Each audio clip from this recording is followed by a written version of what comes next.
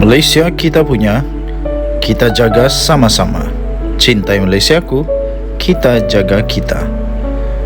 Denyut nadi suara rakyat bergema di channel ini. Jangan lupa tekan butang subscribe, like dan share. Salam sejahtera Malaysia, denyut nadi suara rakyat bergema di channel ini. Berita terkini yang menggemparkan seluruh Malaysia baru saja diterima daripada malaysiakini.com. Bertajuk tinjauan pendapat minta Anwar gugur Zahid dari kabinet.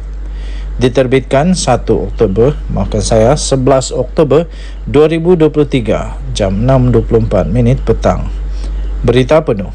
Sejak beberapa minggu ini, desas-desus bertiup kencang mengenai rombakan kabinet pimpinan Perdana Menteri Datuk Seri Anwar Ibrahim. Bagaimanapun, Anwar berkata dia belum membuat keputusan berhubung rombakan kabinet kerajaan perpaduan seperti yang sedang hangat diperkatakan oleh sesetengah pihak pada ketika ini. Apapun, kematian Allahyarham Salahuddin Ayub pada Julai yang lalu telah membuat kekosongan jawatan Menteri Perdagangan Dalam Negeri dan kos sara hidup yang kini perlu diisi. Malaysia kini telah membuat satu tinjauan rambang di sekitar Lembah Klang untuk mengetahui pendapat-pendapat mengenai menteri mana yang perlu diganti atau menteri mana yang perlu dikekalkan atau menteri mana yang dibawa masuk ke dalam kabinet. Timbalan Perdana Menteri Ahmad Zahid Hamidi adalah yang paling kerap disebut sebagai menteri yang patut digugurkan daripada barisan jemaah menteri. Sementara itu, ramai menyambut baik prestasi Menteri Belia dan Sukan iaitu Hannah Yeoh, Menteri Pengangkutan Anthony Loke dan Menteri Pertahanan Muhammad Hassan. Katanya, saya minta maaf, tetapi saya bukan peminat tegar dia iaitu Zahid, kata seorang pelajar Institut Pengajian Tinggi IPT yang hanya mahu dikenali sebagai Akshan dari bawah. Rakan pelajarnya pula iaitu Thuraya juga berkata Zahid Hamidi mempunyai beban politik yang perlu dipikul susulan daripada pertuduhan rasuah terhadap Presiden UMNO pada ketika ini itu. Dia mempunyai cerita latar belakang yang tidak baik untuk negara kita. Orang luar tahu mengenainya, katanya dalam kenyataan tersebut. Tambahnya lagi, saya juga ingin mengkritik Perdana Menteri kita sendiri. Kenaikan kos sara hidup dan gaji tidak mencukupi. Isu pengangguran diabaikan, katanya. Tambahnya lagi, perkara-perkara ini tidak baik dan dia berkata dia akan meningkatkan ekonomi kita. Tapi saya melihat bahwa ia masih dalam keadaan buruk, kata Thuraya. Sementara itu, juruteknik IT pula iaitu Farid Manan turut tidak berkenan dengan Zahid. Dia juga merasakan Menteri Multimedia dan Komunikasi Fahmi Fadzil dan Menteri Ekonomi Rafizi Ramli juga tidak melakukan secukupnya untuk menunjukkan mereka layak memegang jawatan. Manakala peniaga Siva Guru Krishna pula mencadangkan agar Zahid dan rakannya dalam UMNO, Menteri Jabatan Perdana Menteri Azalina Osman Said perlu dibuang daripada kabinet. Mungkin mereka sedang melakukan kerja mereka, tapi saya tidak pernah mendengar apa-apa daripada mereka, katanya. Dalam pada itu, eksekutif iaitu Peter John pula memberitahu Presiden Amanah Muhammad Sabu kelihatan lebih cemerlang ketika dia berkhidmat sebagai Menteri Pertahanan ketika pentadbiran PH pada 2018 hingga 2020. Sekarang tiada berita mengenainya sebagai Menteri Pertanian. Apa yang dia buat? Soal Peter. Lim Tun Chai yang bekerja sendiri turut menuding jari menyoal keberkesanan Menteri Dalam Negeri Saifuddin Nasution Ismail dan Menteri Perpaduan Negara Aaron Agodagong. Negara kita begitu terpolarisasi sekarang dan saya tidak nampak sebarang peningkatan, malah ia semakin teruk, katanya. Untuk mendapatkan berita yang lengkap, sila layari malaysiakini.com bertarikh 11 Oktober 2023. Bertajuk tinjauan pendapat minta Anwar gugurkan Zahid dari kabinet. Denyut nadi suara rakyat bergema channel ini. Kita jumpa lagi. Bye bye.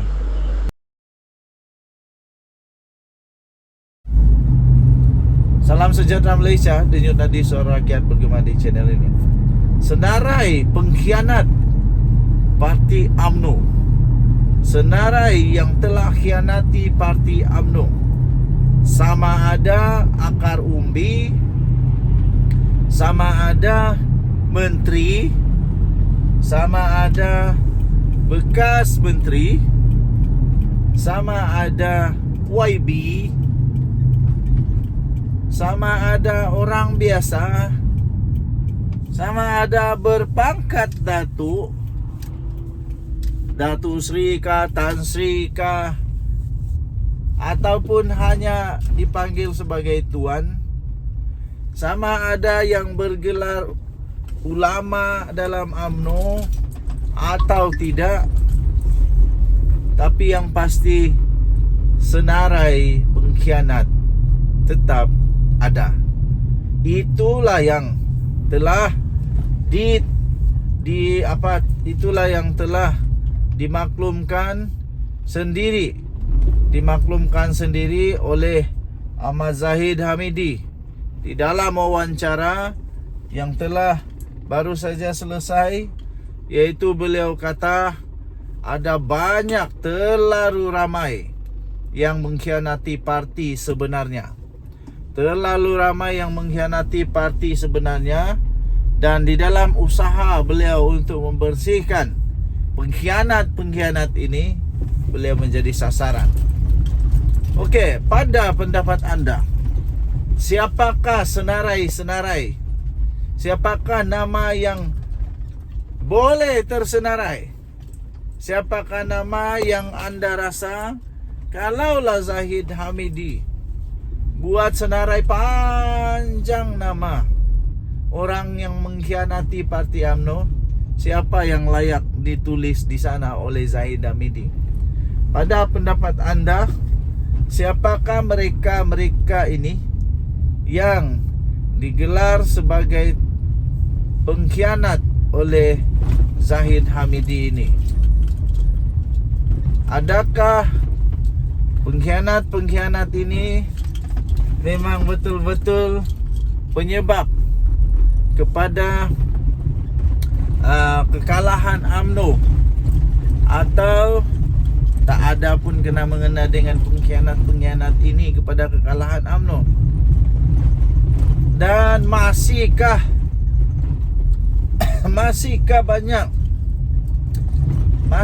ramai yang masih lagi pengkhianat parti dalam UMNO, yang masih dalam UMNO? Dan kalau memang Zahid Hamidi tahu ada pengkhianat, buang saja semualah kan, supaya tidak rosak parti UMNO. Itu yang mungkin ramai orang mau. Okey. So dia kata bukan mudah untuk mengendalikan sebuah parti yang dilemahkan daripada dalam. Dan kita tahu beberapa parti yang menjadi dasar bagi menanamkan kebencian kepada kita, kata beliau. Pada waktu yang sama, menggunakan pengkhianat dalaman ini untuk memecah belahkan parti dari dalam. Dan ini cukup sukar dan tidak mustahil untuk kita bangkit semula.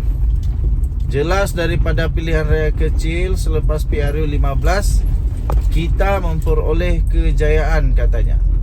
Walaupun di dalam PRN kita tahu musuh politik kita menggunakan kaedah 3R, dan mereka menggunakan pelbagai muslihat kepada parti-parti berkenaan, membalingkan dan mencemarkan imej kita, katanya. Apatah lagi, saya sendiri menghadapi 87 dakwaan sengaja merosakkan imej saya kerana kaedah untuk merosakkan sesebuah organisasi itu adalah mencemar dan mengaibkan pemimpin, katanya. Jadi tuan-tuan dan puan-puan yang dihormati sekalian, itu antara jawapan Zahid Hamidi dalam wawancara itu yang anda sendiri boleh baca di hmetro.com.my bertajuk terlalu ramai, pengkhianat hianati parti. Okey, jadi siapakah senarai yang bakal akan ditulis oleh Zahid Hamidi kalau ditanya dan diminta senarai-senarai pengkhianat parti UMNO? Okey, jadi anda boleh buat teka-teki, kita boleh buat teka-teki siapa sebenarnya yang layak jadi pengkhianat, yang layak untuk dimasukkan di dalam senarai pengkhianat parti UMNO.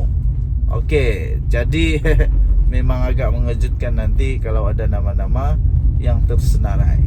Denyut nadi suara rakyat bergema di channel ini. Jangan lupa tekan butang subscribe, like dan share. Malaysia kita punya, cintai Malaysiaku, kita jaga kita. Kita jumpa lagi. Bye bye.